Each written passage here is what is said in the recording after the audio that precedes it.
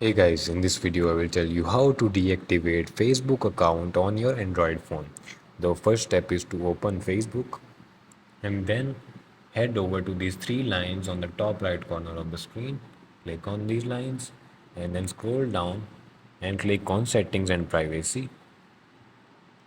Click on settings and then click on see more in account center on the top. Click on it. Click on the search icon on the top right of the screen and tap on the search bar and search deactivate. Now click on the account that you want to deactivate.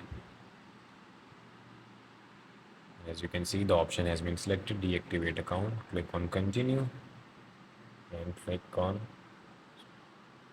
continue, and then it will ask you the password.